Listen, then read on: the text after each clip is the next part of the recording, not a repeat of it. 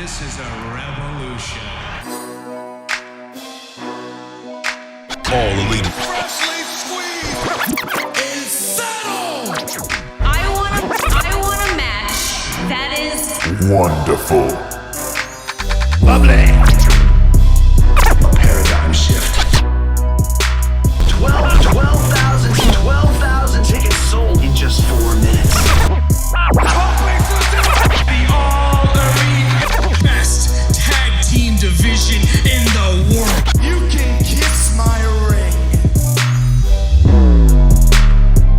What's going on, guys? Welcome to the All Elite Hour. This is episode 2. And on the line with me, I've got Kyle and MJ from the AEW All Elite Wrestling Facebook discussion group. If you want to join in, go click that like button. Kyle and MJ, what's going on, gentlemen? How we doing? Hey, I'm doing really good. How are y'all doing? I'm doing good. Doing good? Just good? It's a fucking beautiful day out. It's sunny. It's not raining. Well, I don't know where you are, but it's not raining where I am. My power was out last night, so... Your power was out again? Dynamite play tonight. Oh, Jesus, man. This show is brought to you by Marked Out Wrestling Podcast. You can find us on YouTube at Marked Out Wrestling Podcast. On Twitter, you can go check us out at Smart Mark Show, on Instagram at Marked Out Wrestling. And again, if you want to be a part of the whole Facebook group, if you want to get involved, if you want to know what's going on with AEW and all the news, the headlines, the rumors, the contracts, all that jazz, go click the like button, go click that link, and you can be a part of the group. It's that easy. It's free. You don't have to fucking pay anything monthly or anything like that. But on the show today, we're going to talk about BTE. We're going to summarize everything that happened there. If you didn't catch it, we'll clue you in. We'll talk about Dynamite, just the big takeaways from there. And then we'll also get into, there's been a few headlines. Actually, there's been like teeny tiny little headlines about AEW that you might be interested in if you have not heard about it yet. But we'll get into it later on. But first, let's talk about BTE, this past episode that happened on Monday. Now, I know, again, this kind of goes back to what we were talking about last week, that there doesn't seem like they're having too many things as far as storylines go involved in BTE. But I know, MJ, you mentioned that you said that you thought that there was a lot of big takeaways from this. So let's kick it off with you. What were your thoughts on BTE? Well, last week, we talked about it being a vlog mixed in with it. Right. And they hit it on the head this week. It's like they listened to us, kind of. I saw it. First half was a legit vlog, man. They vlogged it. And then the other half was just... It was kind of a mixed in with a vlog, mixed in with storylines. It was kind of weird-esque. Mm-hmm. But they very much showed us that they can put a bunch of stuff mixed in with together, like a long shot in a movie. That's what it felt like. Okay. Now, Kyle, I know you were kind of on the other side of it. You said that you really didn't think that there was too many takeaways from this, but let's hear it. What did you think about BTE? It was another fun episode to me. Like I said before, it wasn't. I didn't see too much build up in this. I did notice that there was some little Dark Order teases here and there. Oh yeah. There was some more kind of tension between Kenny and Hangman. And then I'm wondering, I don't know if they're just doing this just for comedy for BTE or if there's going to be something further happen with this. I'm wondering what's going on with the whole Orange Cassidy and Chris Statlander thing. That's right. Yeah, I don't know. I mean, they keep having little like interactions backstage. Which I don't know. I mean, they're both like really different characters, so I like that they're kind of they're mixing them, right? Like him, for example, with this past week they had Chris trying to figure out how to fucking use a chair. Like, it's so simple, it's so silly, but it works because Orange is a fucking space cadet, and well, Chris is apparently from space, so it I don't know, it plays off really well. That goes in with my vlog mixed in with storylines. They're actually it's like kayfabe vlogs, right? And that's new. That's good. Oh yeah. And the thing I wanted to add about earlier about it being a long shot is that you had two wrestlers within, I don't know, less than a minute that you could be like, oh man, why are they both looking at Dark Order stuff? Why is Brandon late? Right. Why is Michael Nakazawa just got beat up by Pac and he's just now on a Dark Order site? Wow. Kenny walks away, by the way. Mm-hmm. Yeah, I don't know. I mean, if they continue, see, personally, I like when they do this. Like, if they just include things that just kind of push their characters, and just like maybe a little bit of the storyline, then that's totally fine. But I understand people's complaints about them doing things that further storylines when it's not on Dynamite. But hopefully, this is just kind of they're trying to, I don't know, I guess meet everyone in the middle and just further their characters, but also push the storylines a little bit outside of Dynamite. But with the announcement that they had yesterday, and we'll get to it later on in the show when we get to the headlines, maybe this won't be a problem, a few months down the line when the whole thing develops with their announcement. But my favorite thing about BTE, and Kyle, you mentioned it when we were off the air, was right in the beginning when Matt and Nick were talking about, how who was it? It was Matt's house. He was saying that he got a lot of gardening done, and like he was fixing up a lot of the bushes, and it was the other way. It was Nick. Okay, it was the other way. Nick, it was showing off his stuff, and then Matt was criticizing everything. Yeah, he's like, oh well, you really should you should have put a tree here, and maybe put a little bit of grass over here, and you should have done it this way. It was so great just seeing them just kind of fucking just treating the garden or treating his front yard how everybody kind of talks about AEW and. All the experts in saying that, oh, well, they shouldn't do this, oh, well, they shouldn't do that. I just like that they were just poking fun at the whole thing and just having a good time. It also shows that they're that they're listening, that they, even though they might not be like taking everybody's criticisms and critiques to heart, but at least it's nice to know that they hear us and that maybe, who knows, maybe there are some things that they see and they're like, oh, I know, maybe we could change that, or maybe we could tweak that. But I just like that they were joking around and kind of just poking fun at the whole IWC, I guess, really. My favorite part was with when Nick walked off and Matt was just like, oh, yeah, he's going to get away from the toxicity. I'm sure he'll be back. Yeah. He just couldn't take the criticisms. And another thing I took away from the BTE, yeah, and I'm not going to say it directly, but who's ever listening to this, just watch the intros every week. Watch the intros? 8-bit intros, the 8-bit intros. People need to watch those. Why is that? I don't want to disclose that information. Mm-hmm. I think it's a thing that everyone should just look at. Okay. I mean, it has everybody who's been a big part of BT and who are still part of the elite. Right. Like, it still has all their intros. I mean, it's people that aren't with the company, but they're still showing them. But I mean, other than that, I mean, they showed the thing, they did the whole super kick thing at the Memphis Grizzlies game this past week, which is pretty cool. But yeah, like you said, a lot more of it was just kind of a backstage, just kind of a vlog with them just the week leading up to Dynamite in Memphis. But outside of they had the Dark Order stuff with Brendan Cutler and Michael Nakazawa. Oh, another small favorite thing, including this includes Orange Cassidy. But when they were in Memphis, and I think it was they were behind the set of what was it, the NBA game or whatever it was, or the NBA the pregame show on TNT. You just see Orange Cassidy in the background in fucking full gimmick, just standing in the background, just kind of walking around. And I wonder if we could actually see that on the TNT on their like, actual pre-game show. You walked behind a broadcast. That's what I'm saying. Behind a broadcast window. Do we know if it actually can you see him on their broadcast? I did not check. All I know is that they were broadcasting something. Someone has to go back and check that. Yeah, that was really good. But anything else before we move on to Dynamite? I think that about covers everything. Right? All right, so we're going to talk about the dark results that you guys saw earlier this week. And one of the matches they had, it was Darby Allin versus Brandon Cutler, which, Kyle, you said that to you, this was Brandon Cutler's best match so far in AEW, yeah? Oh yes, yeah. It was an improvement on all of his matches.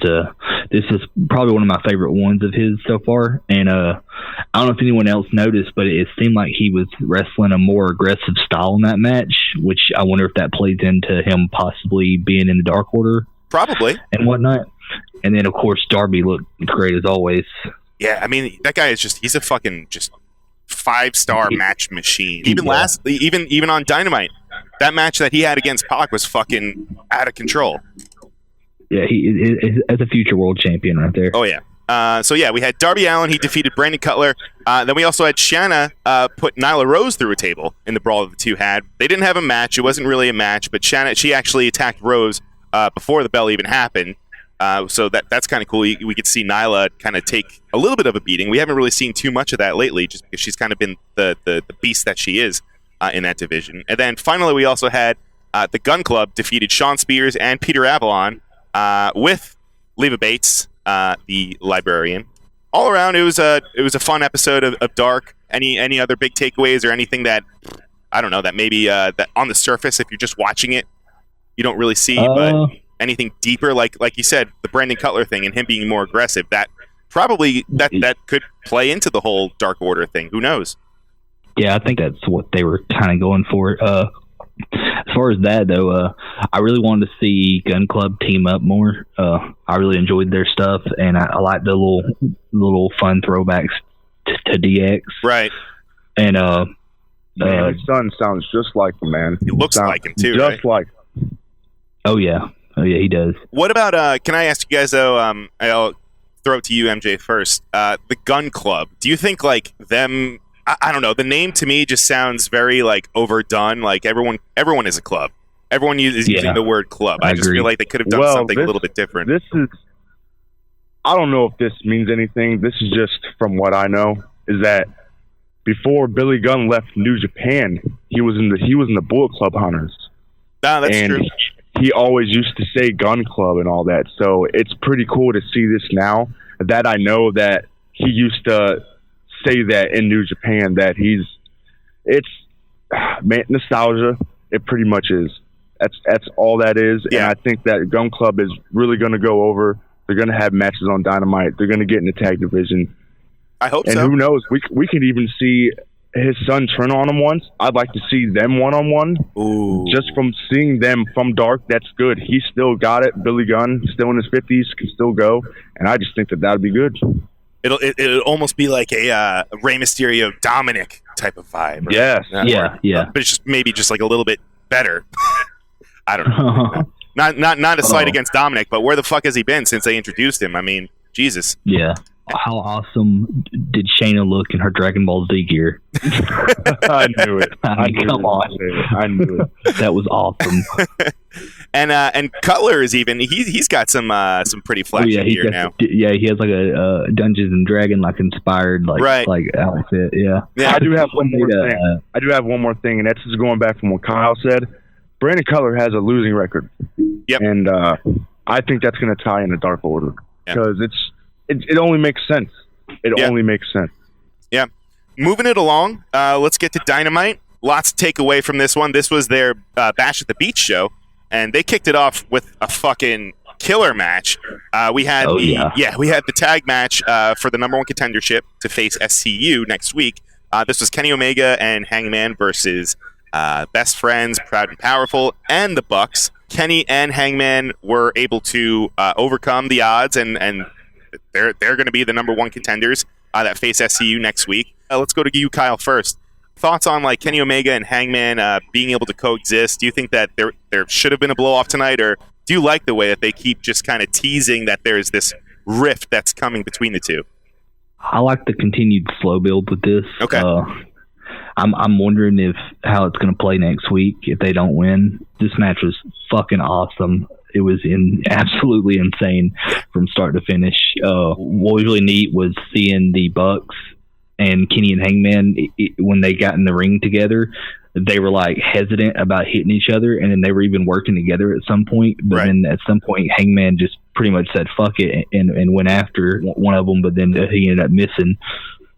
No, I like the fact that Hangman was the one that was going on the attack, but the Bucks they didn't want to hit Hangman, but he was the one that had no problem with trying to go after them and win the match. How awesome was that Buckshot V-Trigger combo? Oh my god, I thought he murdered him. and then Kenny doing the you can't escape, and then Hangman hitting a moonsault, and then continuously doing it. Again as well. No, I mean, this was just the first. This was a great first match for the show. I think it just set the tone for the rest of the episode. But MJ, I want to ask you: Does it bother you that Kenny and Hangman, they're the number one contenders, but they beat they beat 3 teams that are actually teams. And you could say that Kenny and Hangman, obviously they have a relationship because of the whole Elite and Bullet Club, blah, blah, blah. But, they're kind of just a team they're not really a tag team. Best Friends, they're really a tag team. Proud and Powerful, they're really a tag team. Obviously, the Bucks are. Does it bother you that they're going to be the number 1 contenders to face SCU next week, even though they're not a real team? No, it does not. And you want to know why? Yeah. It's because if Bucks were not in that match and the spots they did, as in tagging in JR saying, I would tag my brother in. So obviously it's not on the corner. Mm-hmm. But the altercations, the interactions that they had with the Bucks kind of led them to win that match. Okay. And I want to say, too, is that Proud and Powerful really showed out in this match. I've never seen them wrestle that style before. They were more high-flying than they've ever been. Before this, they were old school tag teaming. Mm-hmm. And this one, they showed out. It doesn't bother me at all. Okay. Just because I know Kenny has tag team experience, so does Hangman. That's why. Right. I'm with you. I'm pretty sure they've teamed together before as well in Japan. I wouldn't doubt that. Bullet Club. Well, right, but have they teamed just the 2 of them? I'm sure they've been in big tag matches together. Yeah. Oh, not for titles, no. No. Yeah. All right. I'm okay with it as well, just because I know they're just doing it just for a payoff for this feud. I doubt they're going to win the title. Right, for them to split up. I'm pretty sure they'll lose next week, and that's going to play a big role into them breaking up. And then following this, we had a nice little Cody promo. Cody wearing his fucking white blazer with just a hot blue T-shirt, just fitting in, fitting the vibe that Bash at the Beach has. They had a whole new, different set too. They had some beach chairs. They really went all out. No pun intended. They really went all out for just a different vibe. They had fucking chicks just sitting on like the beach chairs, pretending to be lifeguards. It almost kind of looked like Fyter Fest a little bit. I got a little bit of that feel. But I like that Cody was in that whole 80s regalia. And then so was he looked on Miami Vice. Yeah, right. He had his sleeves were rolled up on his blazer. But then Justin Roberts, that was also great too. He was wearing fucking mandals out there and doing his announcing thing. Commentary team had Hawaiian t-shirts. Yeah, it was great. It was great. Total throwback to when WCW used to do shit Cody, like that. Man. Props to Cody, man. Oh yeah. Man. Every time he talks, and this is just like a little bit of a deep thing I got from his promo, is that how you do some stuff sometimes, you think about loved ones that are dead, and it just fuels you to put your energy into that. I feel like every time he does those kind of promos, he thinks about either his dad or something else, because it just looks like he thinks about something, and it fuels him just to be that way. Yeah, and I think just WWE having writers for their promos versus AEW, just kind of them doing their own thing. I mean, it comes off. You can tell. If you watch wrestling, you can tell when something's just read off of a card, or if people aren't really into it, versus when Cody comes out and does his whole promo. But he knows which spots he's going to hit. He knows where to go with the story. But last night with his promo, he was just answering all MJF stipulations, and fucking of course he's going to accept them. He's fucking Cody Rhodes. But he accepted all the stipulations. He's going to take the lashes. He's going to fight Wardlow in a cage. And he's not going to touch MJF until they have their match. Anything that you guys want to say about Cody's promo? The part in Cody's promo that I absolutely loved was when he said that everybody says MJF is when you say less is more, and he said they said that about MJF because he's not capable of more. That was great. That was a good promo. And I love the fact that he kind of played into that when people see Wardlow, they're going to wonder why he's helping MJF and kind of planting seeds for Wardlow to turn on MJF. Right. No, that's a very good point. MJ, you got anything else? I love his promos a lot. It's really hard for me to choose between him and Jericho. I'm going to have to give the edge to Cody on promos in AEW. Every time he talks, man, it doesn't matter if it's a little feud. It just feels like he always has something to prove, even though we know his place. Right. Plus, he's very inspiring too. Some of the things that he says, it's fucking yeah, go kick the shit out of MJF. Go kick the shit out of fucking Wardlow. By the way, yeah, and this is nothing to knock on Dusty. He couldn't have got that from Dusty because Dusty don't cut those promos, man. Ooh. Neither did Goldust. I don't know. You might have just offended some people. Not me. But I never said that Dusty's promos are bad. All I'm saying is that he was never that into it. It was always, "Hey, baby, let's do it." That was a pretty good Dusty impression. If anybody is Diamond Dallas Page taught me. if any of our listeners got upset with what MJ said, remember he's a Jay White fan. Yes. Yeah, that's true. Remember, he's a Jay White fan. And if you want to send any kind of concerns, or if you want to yell at him, please send it to allelitehourpodcast@gmail.com and on Twitter at allelitehour. Okay, moving on. We had a quick Joey Janela promo. It was just him, I don't know, in a fucking alley or just backstage somewhere, talking shit on Penelope Ford, Kip Sabian, and pumps up his match with Rey Fenix. Which I'm ready for that. That's gonna be a good one. I got to be honest with you guys. I feel like Janela has been like and it's not a slight to him. It's just I haven't really gotten invested in anything since probably like the triple threat that he had with Havoc and Darby. But Joey Janela, he hasn't really done much. I'm hoping that changes with the whole Penelope Ford thing, because that's definitely intriguing right there. But I thought this was probably one of Joey's better promos. It was way better than what we've seen lately of his. And I like the fact that he brought up the fact that in order for Penelope to get over or stay relevant, she has to bring his name into stuff. Yeah. Some of this stuff definitely has to cut on some level. Like they were a real couple that were really dating at one point in time. I don't know. It just has to feel weird. Like just being a fucking human. I'm not in that position, so I can't answer. But I don't know. I mean, like hopefully this leads to like a pretty cool matchup between Joey and Kip, and who knows? Maybe something cool happens with Penelope too. But so far, I'm invested. I'm into it, and I'm looking forward to the match with Rey Fenix. Well, back to what you said, Brian, about not getting really invested in him. Mm-hmm. You gotta see Janela as a deathmatch legend, kind of like Luther, you know. Sure. You just have to, because that's what he's known for. That's what he's doing. You said that the last time you were invested was a triple threat. Mine was the Moxley match on Dark. I really, because that's just what he is. That's who you bring in to do that kind of stuff. So if they make this into a Janela versus Sabian in a hardcore or a lights out match, then yeah, that'd be good. That's what they need to do.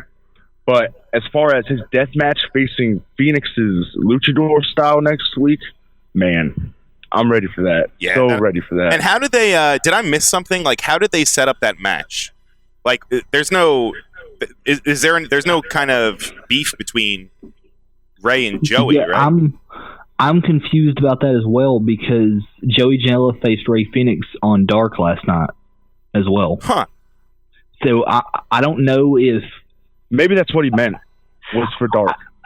I'm not sure if they're going to take that match that happened last night and air it Tuesday for Dark, or if they're going to film a whole nother match on the cruise for us to see Wednesday. I don't know if they're doing 2 matches or not.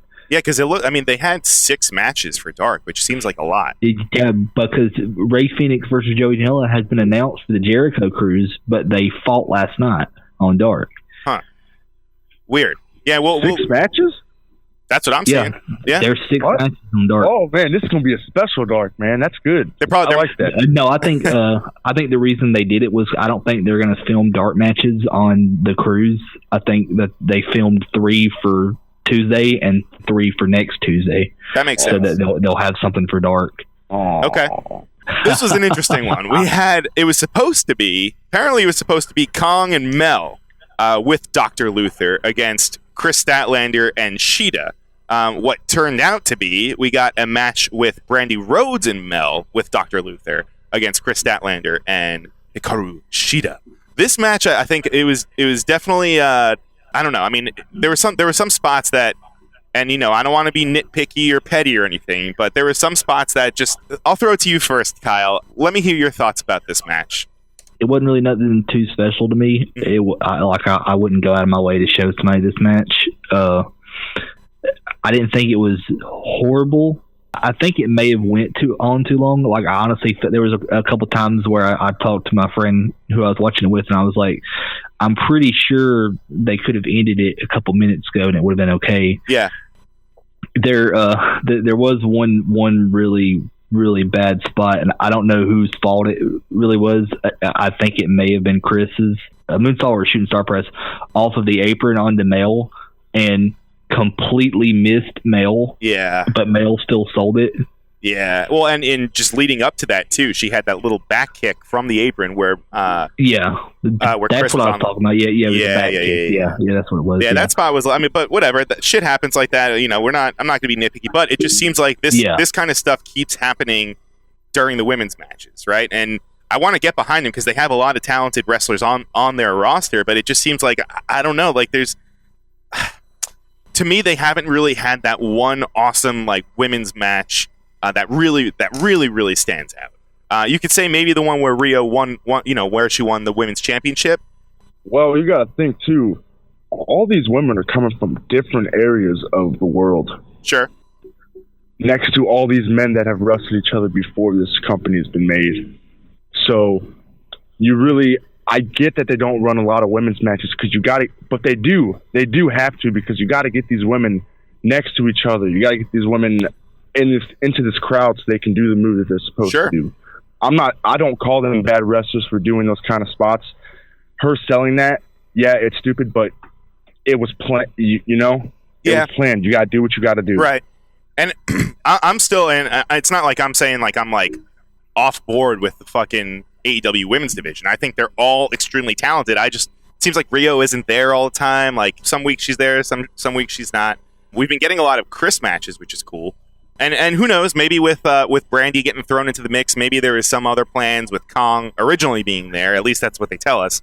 Who knows if that was the plan the whole time or not. But one of the other things, too, I wanted to point out, too, they just introduced Dr. Luther as this Japanese deathmatch legend, but then he gets taken out with 2 kendo shots from Shida, like right in the beginning. He's old, man. He's old now. Yeah, I guess so. He's old. He's rusty, legend. right?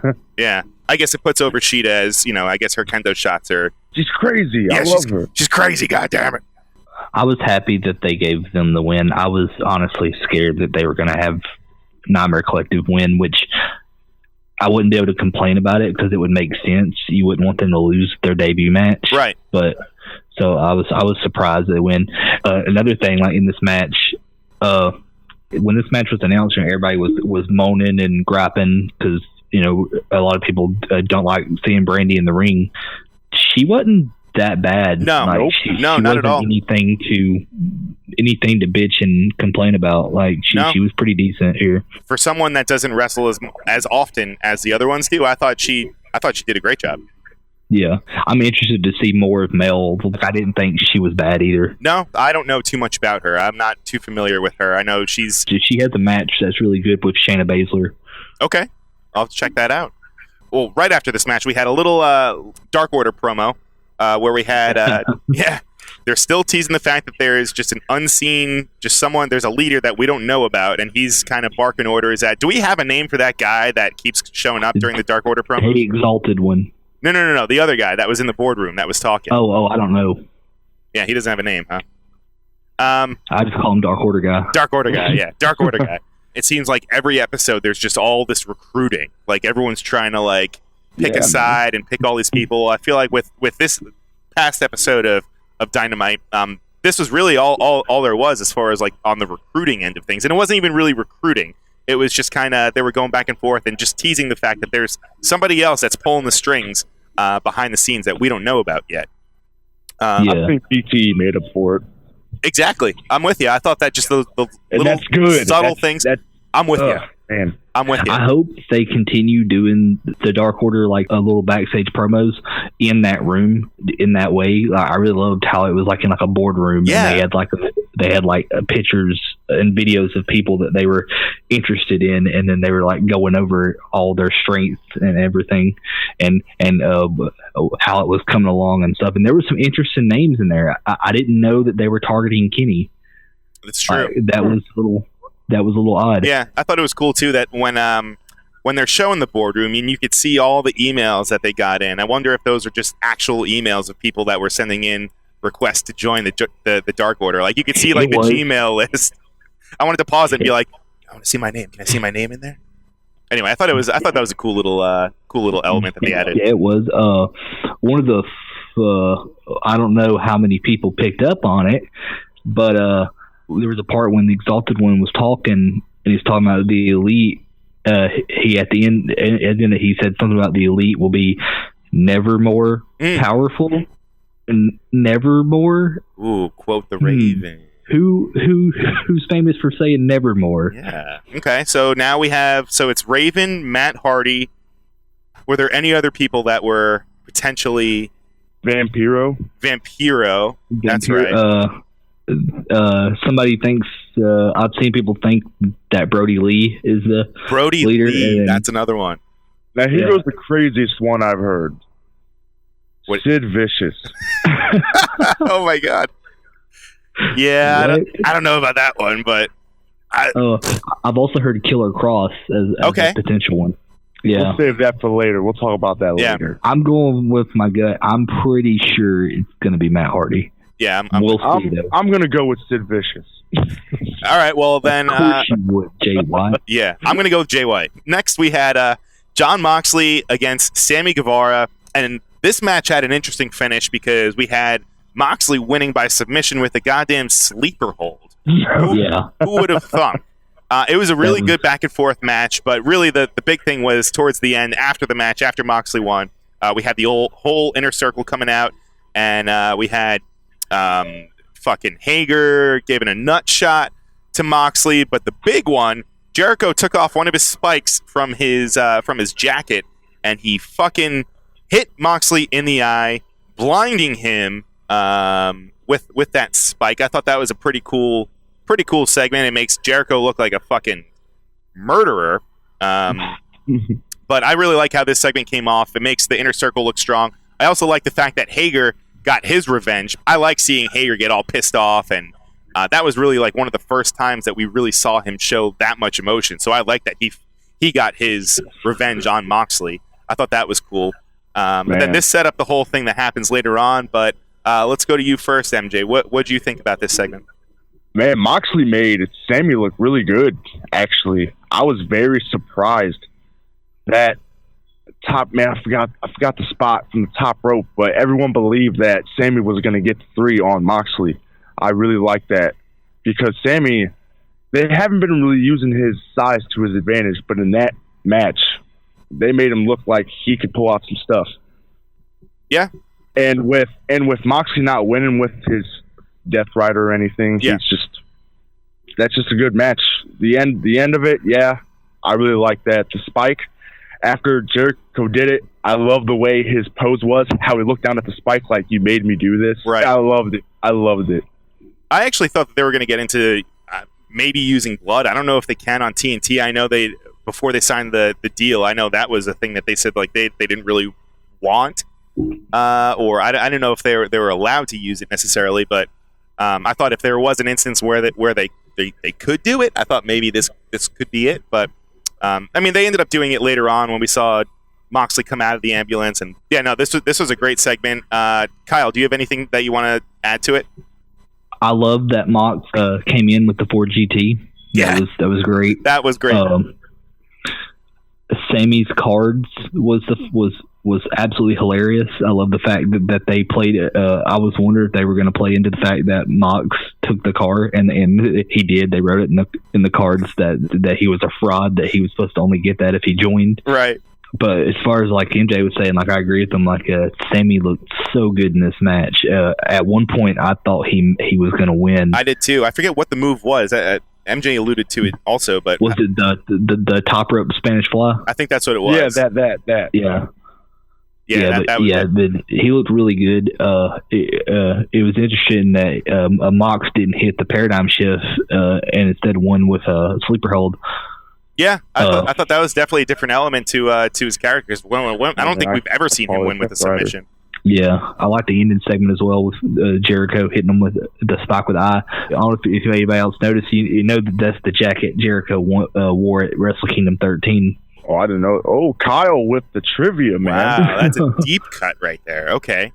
All right, so maybe maybe this is just another little kind of subtle tease at some New Japan ties. I like it. Yeah. I mean, I don't want to be like, oh man, he wore a jacket, so therefore they're going to work with New Japan. But Right. I thought that Jay White to cool jacket. AEW immediately. Yeah. Yeah. I don't know. I was watching the Fight version, so I don't know if this was on TNT. Later on in the backstage segment after this, with the Inner Circle talking to Jen Decker, did TNT show what Jake Hager did? Yes, they did, which was very surprising to me. I was dying. I mean, it was funny. It was a little out of character because he's just been someone that doesn't really, like I said, show emotion or doesn't even really fucking talk. The guy doesn't even talk. So for that to be the one thing that he says, I thought was pretty funny. Yeah, arr. That was funny. And then I love Jericho's eye puns throughout the entire thing. Right. But I do like that he said, he was like, eye for an eye, bro. Like, you're going to fuck with us. We're going to fuck you back up. But yeah, I thought that was another great segment, another great match. And then next we had MJF, Butcher, and the Blade with Wardlow and the Bunny, and they defeated Dustin Rhodes, QT Marshall, and DDP. Which I mean, this match, it was a cool match. It was good to see MJF back out there again because it feels like he hasn't wrestled in fucking forever. But really, athletic cat, man. Who, MJF? Yeah. Oh, I thought you meant DDP because I thought DDP looked fucking great for not being out there in however long. DDP looked amazing in this match. I was shocked. I didn't think he was going to do like a top rope move, and then when he did that, I was like, "What? Yeah, he is 63." I mean, he looked. Oh man, they answered my prayers. When you have a legend in a ring, you know what you do to make him look good? What's that? Clothesline reversals. And he had a plethora of them, and I loved it.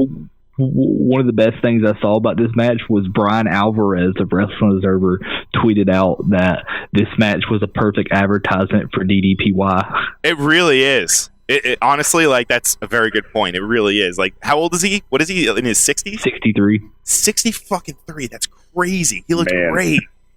That's crazy. He looked really good. I thought that they used him really well too. And then he got to hit a couple diamond cutters. It was great. Oh yeah, and I love that he's wearing his gear like that. I would have hated if he was just wearing like blue jeans and like just fucking like whatever. I love that he looked the part. He looked the part. He looked great. I don't know if they're gonna keep working with him or if this is like gonna be like a continued thing now that he like can show that he can actually still go. Who the fuck knows? But what are you gonna say, Kyle? What about MJF's shirt? Oh my god. Yeah. I love it, man. Man. Yeah. He's a gem. He's just a gem. I don't know if y'all saw or not, but before this match, but like a couple hours before Dynamite, MJF tweeted out some of the card and was like, "Will Cody accept my stipulations?" And like he was like making like jokes through it. And then at the end, he put, "Will Diamond's daughter forget to take Plan B?" Oh right, yeah. He's like, "Tune in tonight and find out." I do have a takeaway. Yeah, what's up?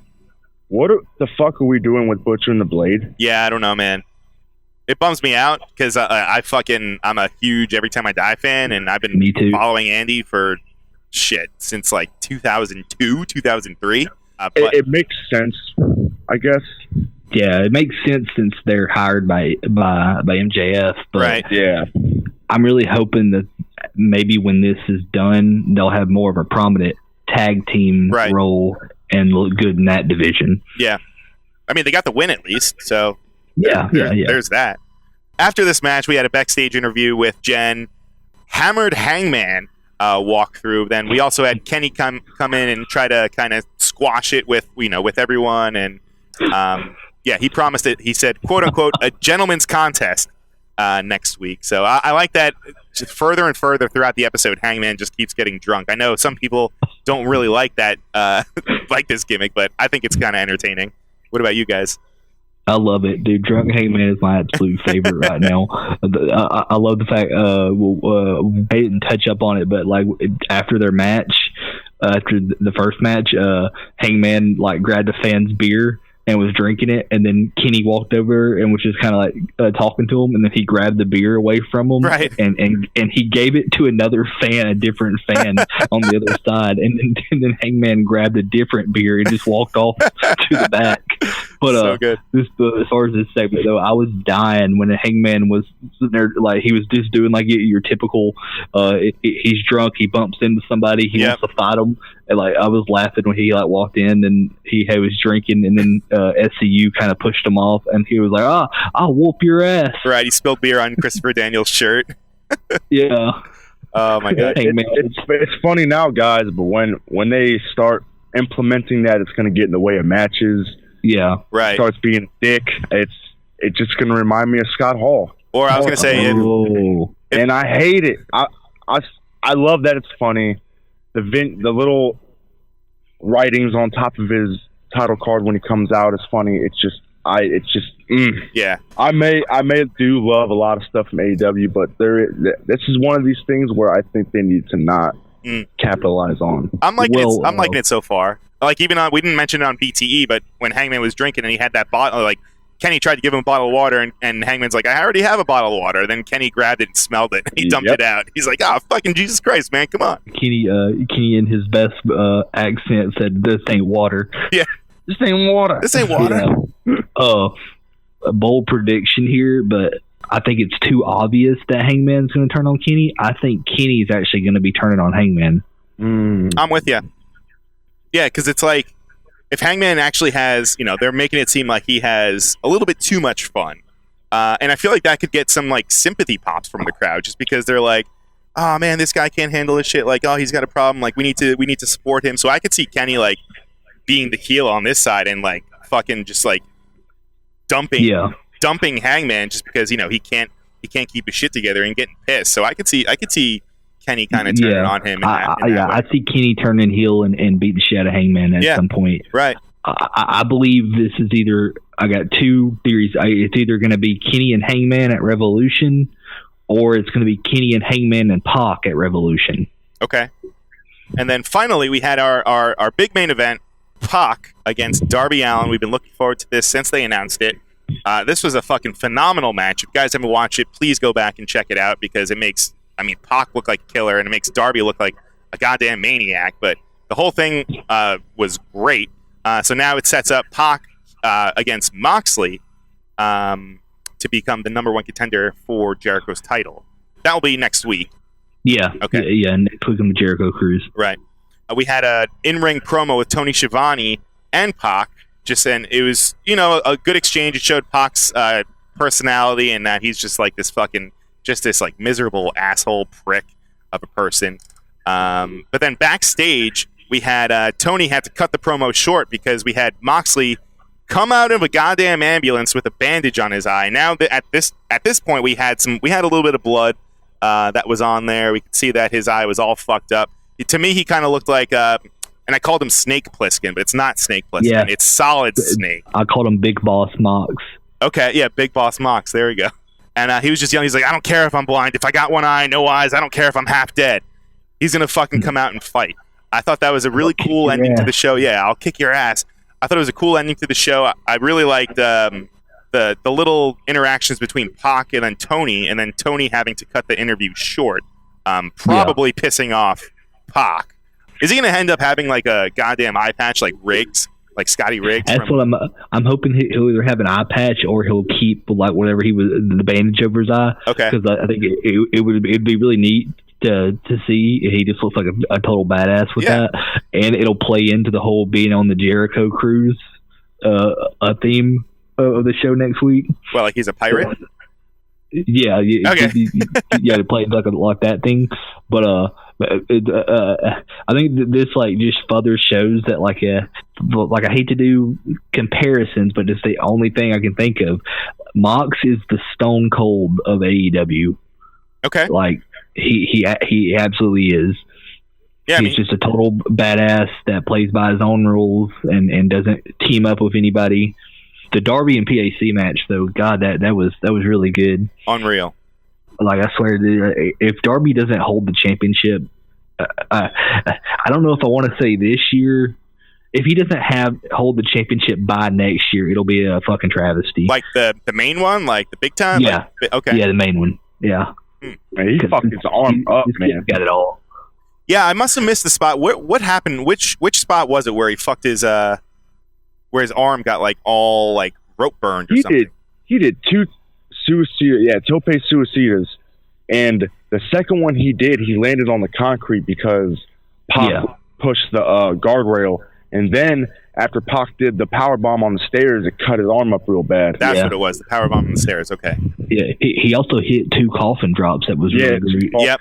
And then one of them that was really awesome. I love this spot. He hit the coffin drop, but Pac caught him into Oh, that's I think right. it was The Germans, I think. a German suplex. Yeah.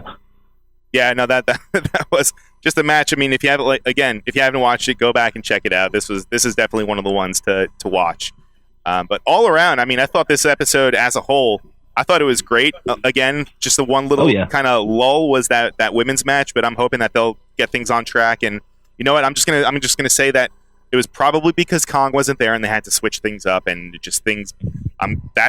I know maybe that's not the reason, but in my brain, that is the reason. So I'm gonna go with that. That's what I was thinking. I was wondering if Kong would have been there if they would have got the win. True. Yeah, that's true. Because how is she gonna lose? I can't see her taking a loss like that so far. But again, all around great episode of Dynamite, which leads us to our big headline. I'm sure if you're a fan of AEW, you've probably heard by now. But they just announced that there was a contract extension. Kyle, do you want to get into the details of this? Yeah, I can. Before that, though, I have some breaking news. Breaking news. Okay, let's hear it. Yeah. Oh. Taz has signed a multi-year deal with AEW. Wow. Okay. What? Yeah, I don't know if it's for the second show or if he's going to be on Dynamite. They didn't announce. They just said that he signed a multi-year deal with AEW, and there's a little video of him signing with Cody and Chris Harrington. All right. Well, congrats, Taz, and that's exciting. But as far as the deal, extended the Dynamite deal through 2023. They have a 1-year option to add 2024 for an increased rate. The rest of the details is, according to Dave Meltzer, Wrestling Observer, it's a 4-year deal worth $175 million, just under $45 million a year. And through this deal, this will make AEW profitable in 2020. That's amazing. Yep. That's amazing.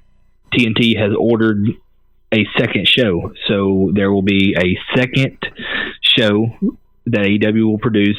From what I've heard, it's 1 hour. It's going to be weekly on TNT, and it's supposed to be AEW Dark.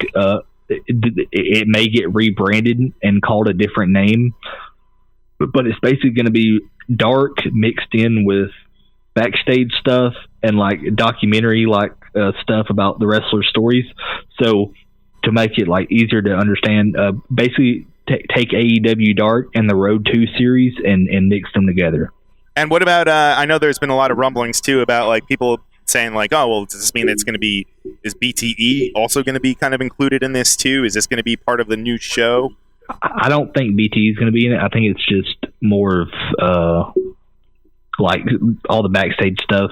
I think they may show stuff from BT. I'm not sure. They didn't announce, but they did say that they're keeping some stuff on YouTube. So I'm assuming BT still stays on YouTube. Okay. But this is going to be really.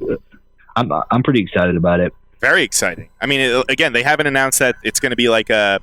It's not going to be like they're running like a whole nother arena or anything, like another like full-on show. No, as far as I'm aware, I think it's honestly just they're just adding more matches to Dark each week, right? And they're going to show them on TNT along with like backstage stuff and like wrestler documentary on their stories and stuff. That's great. No, I mean, because that's one of the complaints that I've been hearing from a certain pocket of AEW fans is that they're kind of clueless as far as who these people are. So adding this content so that you can just further their character and just all their stories, I mean, this is just this is big time for them now. and the fact that now they're going to be pulling in revenue just this year for a company that just started a few months ago. Like, they're going to be pulling in revenue. That is fucking great. MJ, do you have anything? Yeah, right. Do you have anything to add to this? We'll see how it goes. Okay. All right. I was afraid at first because I didn't know about the dark information, but still, if they're going to run the documentary-like series for, wrestlers that they have, that's a good way to get them all out, get the low ones out, because they do, as we've seen, they sign people that most people don't know, and that, to me, man, you're signing people that people don't know, and you're trying to push them on your TV show on TNT. Right. Tough son of a bitches, man. For example, like this could be great for someone like Butcher, Bunny, and the Blade. Like, people aren't really too familiar with them, but if you have like other backstage or just other vignettes just showing who they are and all that shit, I think that could do wonders for them. Turner Media's president, he said it's going to be weekly. They're not sure what day yet, and it may not be 52 weeks a year, but it's going to be pretty weekly. And it's they're pretty much taking AEW dark, but they're probably going to change the name. Yeah, that sucks. I like that name. Me too. They should put it Monday nights at 8:00. That's a perfect time. Saturdays, man. Saturdays. One of the funniest things I saw when this was announced on Reddit, the top comment after this was announced was, "I wonder what time NXT UK is going to air on the USA Network." Probably, or like just air like episodes of Velocity, or I don't know.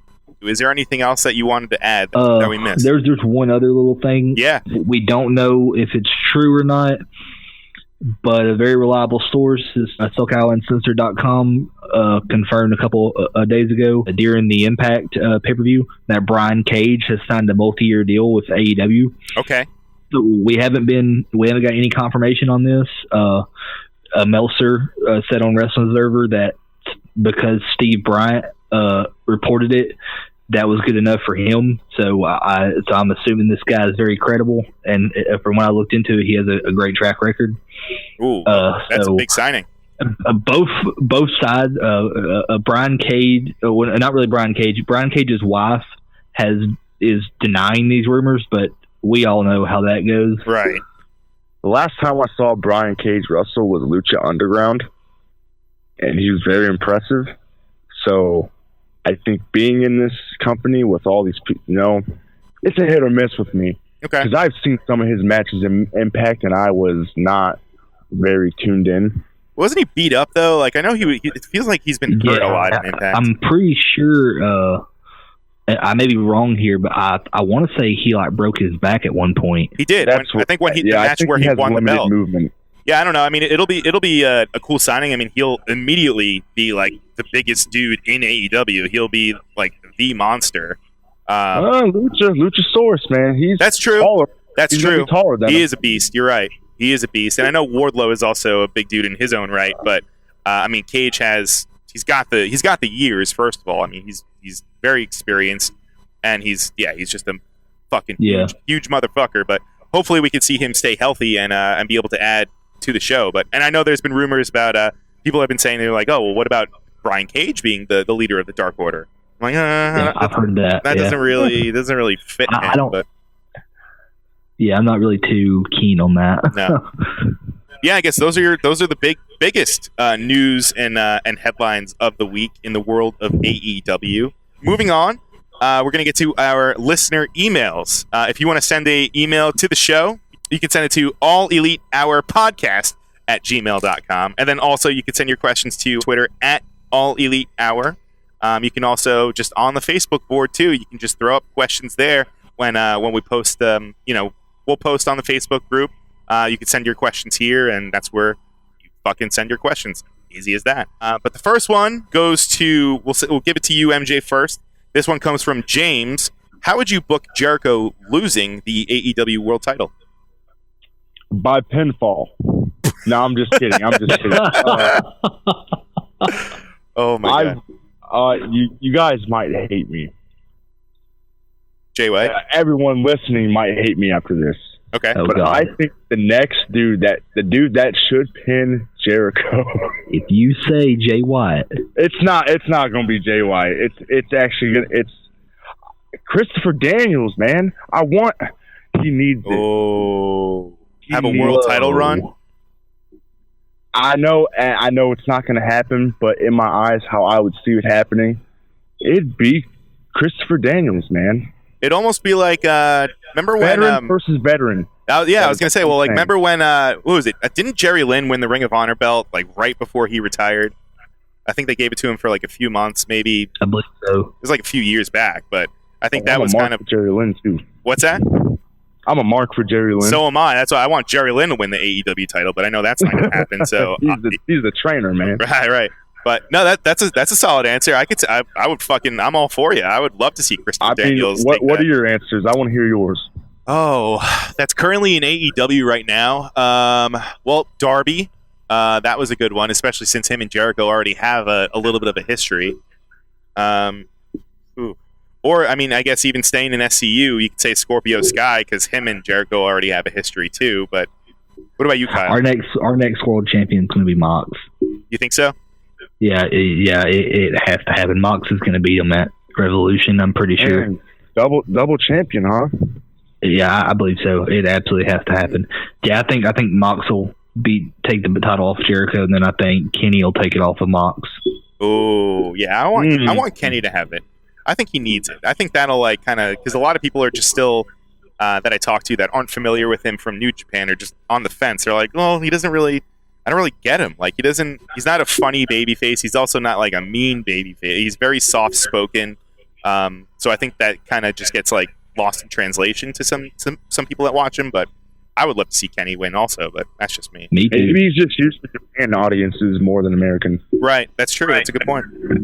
Next, we have an email from Kyle S. We'll give this one to you, Kyle. It says, how often do you think we'll see gimmick matches like cage matches or ladder matches in AEW? Personally, I think it's not going to be often. I think maybe if there's like a big episode of Dynamite, maybe if there's like a themed episode like we had like at Bash at the Beach, or if like something big like how they're doing the steel cage match in Atlanta, which makes sense because Cody's in it and Atlanta is his hometown. I think we won't see it often. Very, very rarely on Dynamite. Like I said, maybe just a special show every now and then, and probably very rarely on pay-per-view. It just seems now the gimmick matches are left for the rivalries. True. Yeah. And that's the way that it should be. Gentlemen, this was fun. Do you guys have any plugs or anything that you want to get out there or anything off your chest that you want to say? Join the AEW Discord. It's discord.gg/AEW. You can chat with all kinds of great fans, and talent joins in every now and then. And then each week after Dynamite, a talent will take questions submitted from the Discord and talk about them and answer them on AEW's Instagram Live. That's Join awesome. the Facebook group, AEW All Elite Wrestling Discussion on Facebook. Join our group. Listen to Marked Out Podcast. Yes, do that. And fuck Jay White.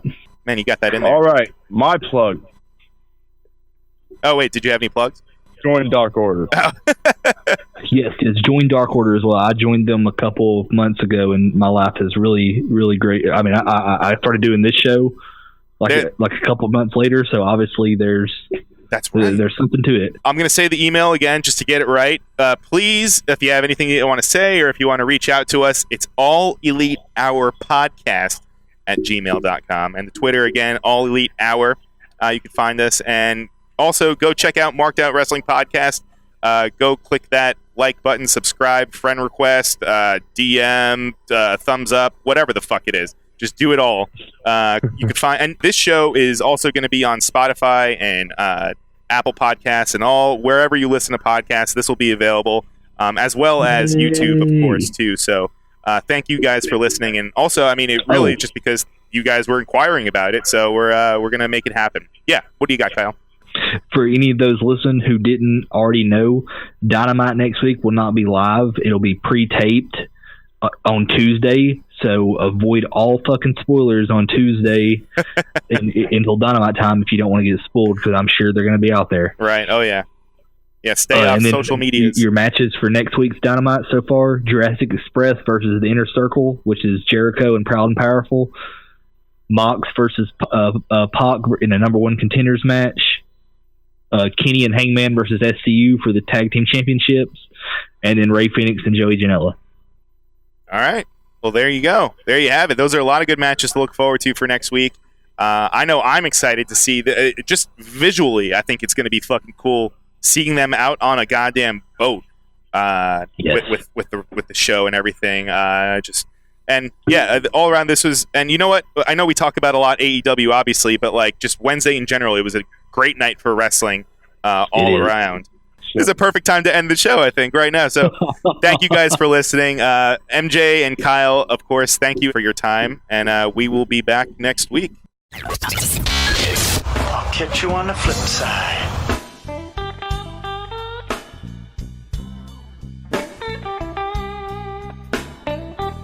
Marked Out Podcast is produced and edited by You Record Studios from Charlotte, North Carolina.